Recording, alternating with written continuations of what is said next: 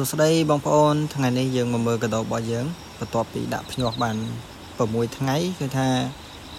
ញាស់បានមួយហើយបងប្អូនញាស់ចេញបដាហើយលឿនដែរដោយសារយើងដាក់ពូលកម្ដៅនៅពេលយប់ហើយពេលថ្ងៃយើងប្រើពលឺប្រតិទៅហើយពេលយប់យើងប្រើពូលកម្ដៅដើម្បីជំនួយឲ្យវាឆាប់លូតលាស់ព្រោះមួយរយៈនេះមេឃចាប់ផ្ដើមភ្លៀងខ្លាំងលាក់ភ្លៀងហើយព្រលឹមឡើងអត់មានបើកថ្ងៃទេសឹងតែអត់បើកថ្ងៃមួយថ្ងៃពេញហើយយើងឆែកមើលពងរបស់យើងឃើញមានសំណាមល្អវាចាប់ផ្ដើមរីកហើយស្អែកនឹងញាស់អស់ហើយទោះជាគ្មានពលឺថ្ងៃក៏អាចញាស់បានដែរដោយសារយើងដាក់ពូកម្ដៅពេលវាញាស់បាន1 2ហើយបងប្អូនពិនិត្យមើលកម្ដៅវាហើយនឹងតាមដានមើលសំណើមវាឃើញលោពូយើងក្ដៅទៅវាអស់សំណើមបងប្អូនហើយនេះបន្ទាប់ពី3ម៉ោងក្រោយខ្ញុំមកមើលម្ដងទៀត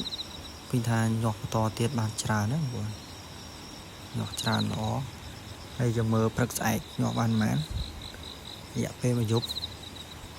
អត្រាញាស់វាបានខ្ពស់ហើយយើងដាក់ពូស្អំបន្តទៅហើយយើងចាំមើលស្អែកតើវាញាស់បានច្រើនប៉ុណ្ណាចាំមើលយើងតាមដានវីដេអូបន្តទៀតបងប្អូនអរគុណបងប្អូន